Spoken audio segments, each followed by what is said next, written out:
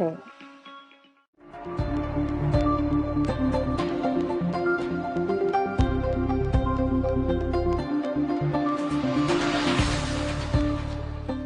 बिस्मिल्लाहिर्रहमानिर्रहीम। मैं हूं सलमान आबिद। आज हम गुफ्तगू करेंगे पाकिस्तान में एक बहुत बड़ी जो पोलराइजेशन हमें नज़र आ रही है सोशल मीडिया के अंदर। और सोशल मीडिया में जितने भी फॉर्मेट्स हैं उसमें जितना हमें पॉलिटिकल सोशल एक्टिविज्म पॉजिटिव या नेगेटिव देखने को मिल रहा है और जितना क्रिटिसिज्म इस्टेब्लिशमेंट के खिलाफ हमें देखने को मिल रहा है वो एक संजीदा नोयत का सवाल है। और इसको महज जज्बातियत के अंदाज में, महज ताकत के अंदाज में, महज गुस्से के अंदाज में देखने की बजाय ज्यादा संजीदगी से परखने की जरूरत है, समझने की जरूरत है, जानने की जरूरत है कि आखिर ऐसा क्या हुआ है कि अचानक सोशल मीडिया पे हमारे इदारों के बारे में, चाहे वो फौज है, चाहे वो जुडिशरी है और चाहे उनकी क्यादत है, लोग धड़ाधड़ बड़े तवातर के साथ और बड़े एग्रेसिव तरीके से तनकीद कर रहे हैं। उसकी एक वजह तो यह है कि पाकिस्तान में एक परसेप्शन बिल्ड हो जाता है। देखिए, लॉजिक से ज्यादा परसेप्शन प्रिवेल करता है और परसेप्शन ये प्रिवेल हुआ है। आप जिस मर्जी निजी महफिल में चले जाएं, नौजवानों के साथ बात करें, खवातीन के साथ बात करें, सियासी कारकुनों के साथ बात करें, समाजी वर्करों के साथ बात करें, अदीबों से, दानिश्वरों से, शायर से, सनतकारों से, ताजिर तबके से, आपको सब ये कहेंगे कि ये जो पाकिस्तान में रिजीम चेंज हुआ है और जो इमरान खान की हुकूमत तब्दील हुई है, ये इस्टेब्लिशमेंट की मर्जी के बगैर कुछ नहीं हुआ। लोग ये समझते हैं कि जो कुछ हुआ है इसके पीछे ताने बाने इस्टेब्लिशमेंट के। अगरचे ये तब्दीली जो है एक आईनी तरीके से, यानी जिसे कहते हैं ना तहरीके अदम तमाद की सूरत में आई है, लेकिन लोग ये जानते हैं कि इसके पीछे असल ताकत कौन है। आपको याद होगा एक बार मरियम नवाज ने कहा था कि तहरीके अदम तमाद लाने की जरूरत नहीं है। तहरीके अदम तमाद उस वक्त लाई जाती है जब बड़ी ताकतें आपके पीछे खड़ी हों। तो इसका मतलब है बड़ी ताकतें पीछे खड़ी थी तो आप तहरीके अदम तमाद लाए थे और इमरान खान को घर भेजा था। एक बात। अब दूसरी बात यह है कि देखिए, फौज एक बड़ा मुअज़्ज़िज़ इदारा है, एक बड़ा इदारा है। पाकिस्तान की सिक्योरिटी, पाकिस्तान की सलामती, पाकिस्तान की दाखिली मामलात, पाकिस्तान के इलाकाई मामलात, पाकिस्तान के खारजी मामलात के ऊपर फौज का इसको आप रोल को रूल आउट नहीं कर सकते। इसलिए इस इदारे की जो अहमियत है उसमें खामियां हो सकती हैं, उसमें गलतियां हो सकती हैं, उसमें ऐसी चीजें हो सकती हैं जो शायद लोगों को पसंद ना आए, लेकिन जिस अंदाज से लोग रिएक्ट कर रहे हैं उस पर जरा सोच विचार की जरूरत है।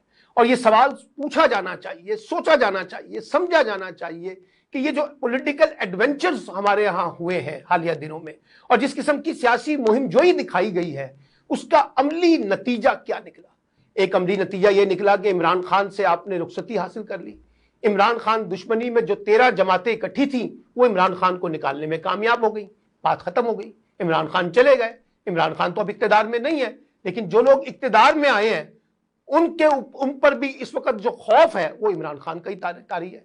वो 13 जमातें मिलकर इस्टेब्लिशमेंट से मिन्नतें कर रही हैं कि बताइए हमें इमरान खान का मुकाबला कैसे करना है। बल्कि आप इमरान खान का मुकाबला करें, आप उसको नाहिल करवा दें, आप उसको बाहर कर दें, आप उसको रोकें, हमारे बस में तो नहीं है।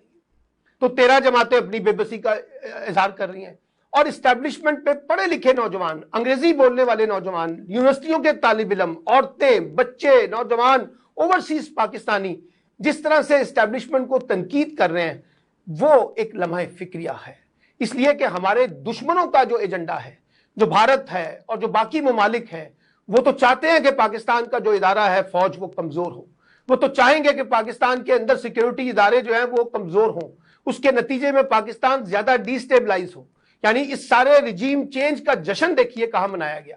सबसे ज्यादा रिजीम चेंज का जश्न हिंदुस्तान के अंदर मनाया गया। हिंदुस्तान में खुशी के शादियाने बजाए गए। और अगर मैं गलत कह रहा हूं तो आप उन दिनों की तमाम के तमाम इंडियन चैनल्स को उठा के देखें, आपको पता चल जाएगा कि वहां किस जज्बातियत के साथ इमरान खान की रुखसती का जश्न मनाया गया और किस तरह से शहबाज शरीफ की आमद को देखा गया और किस तरह से इमरान खान और फौज के दरमियान टकराव को नुमाया किया गया।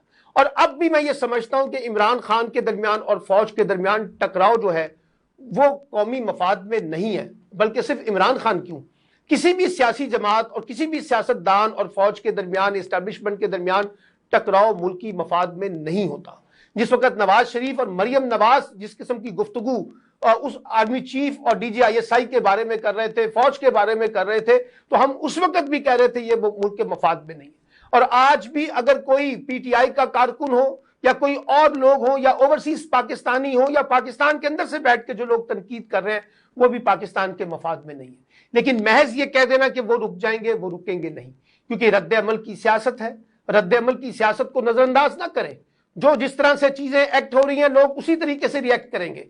तो इस लिहाज से मैं ये समझता हूं कि खुद हमारी एस्टेब्लिशमेंट को भी ये समझना होगा, सोचना होगा कि इस तरह की जो बयानबाजियां मुखालफत में आ रही हैं इदारों के बारे में, क़यादत के बारे में, उसको कैसे टैकल किया जाए। उसका एक तरीका तो यह है कि आप इंतजामी बुनियादों पर डंडा पकड़ लें, कानून साजी कर लें, लोगों को गिरफ्तार करना शुरू कर दें, लोगों के जो सोशल मीडिया अकाउंट्स हैं उसको ब्लॉक करना शुरू कर दें, लोगों को डराएं, लोगों को धमकाएं। एक तरीका यह है। और दूसरा तरीका यह है कि आप उन लोगों को इंगेज करें, उनकी बातों को समझने की कोशिश करें, उनके कंसर्न जो है उनको प्रॉपर तरीके से जवाब दिया जाए और इस तरीके से लोगों को, सियासी जमातों को, लोगों को इंगेज किया जाए कि उसमें लगे कि जनाब आप एक बड़े पॉलिटिकल तरीके से, एक सोशल तरीके से, एक एकेडमिक तरीके से, एक इंटेलेक्चुअल तरीके से चीजों को लेके चल रहे हैं। वरना आपको पता है इस रिजीम चेंज से पहले भी हम ये बातें करते रहे हैं कि सोशल मीडिया पे हेटेड मटीरियल, नफरत अंगेज मवाद, फिरकावारियत पे मबनी मवाद, एक दूसरे पे कत्ल, अभी भी देखिए कि आप देखिए क्या कुछ हो रहा है। हम किसी को मुल्क का गद्दार करार दे रहे हैं, किसी को मुल्क दुश्मन करार दे रहे हैं, किसी तब्दीली को मुल्क दुश्मनी के साथ देख रहे हैं, बराह रास्त कौमी सलामती के इदारों को तनकीद कर रहे हैं, बराह रास्त सियासी क़यादतों को गद्दार साबित करने की कोशिश की जा रही है।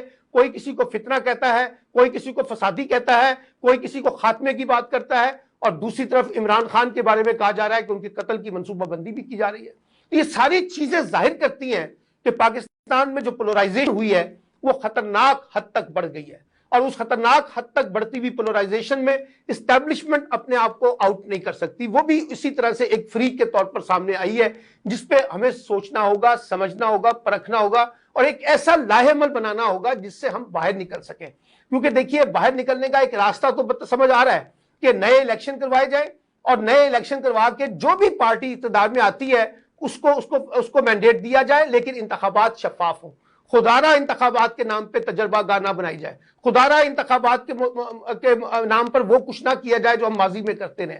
एक शफाफ इंतखाब हो, एक मुनसफाना इंतखाब हो, सियासी जमातों के लिए काबिल कबूल हो, सबको वाज़ेह तौर पर शफाफियत नजर आए, और उसके बाद उस क़यादत को कहा जाए कि आप आइए 5 बरस के लिए मुल्क की बागदौड़ संभाले और आगे चले। और मैं फिर ये इंडिकेट कर रहा हूं, जितनी देर ताखीर होगी इंतखाबात के अंदर, उतना ही ये जो वाबीला इस वक्त सोशल मीडिया पे चल रहा है इस्टेब्लिशमेंट के खिलाफ, जुडिशरी के खिलाफ, क़यादत के बारे में, सियासी जमातों के बारे में, हुकूमत और अपोजिशन की पोलराइजेशन के बारे में, ये रुकने वाला नहीं है। इससे पाकिस्तान दाखिली तौर पे कमजोर होगा, और इससे हमारी सियासत भी कमजोर होगी, इससे हमारी मईशत भी कमजोर होगी, इससे हमारी गवर्नेंस भी खराब होगी। और आप देखिए कि जो हम इंटरनेशनल सतह पे इकोनॉमिक इंस्टीट्यूशन से और पॉलिटिकल इंस्टीट्यूशन से फायदा लेना चाहते हैं, वो भी हम नहीं उठा सकेंगे, क्योंकि हमारी दाखिली सियासत इस बात की इजाजत नहीं देगी कि हम जाके कोई बड़े फैसले कर सकें। तो इसलिए मैं ये समझता हूं, फाइनली मैं कहना चाहता हूं कि पाकिस्तान में इस वक्त ज्यादा संजीदगी से इन मसलों को समझने की जरूरत है, जो खास तौर पे पोलराइजेशन और जो खास तौर पे सोशल मीडिया के अंदर एक जंग लड़ी जा रही है इदारों के बारे में, establishment pro anti establishment, pro establishment, anti Imran Khan, pro Imran Khan, ये सारा फिनोमेना जो है इसको हमें एक दुरुस्त सिमत की तरफ लेके जाना होगा, क्योंकि इसी से हमारी कौमी सलामती जो है वो जुड़ी हुई है।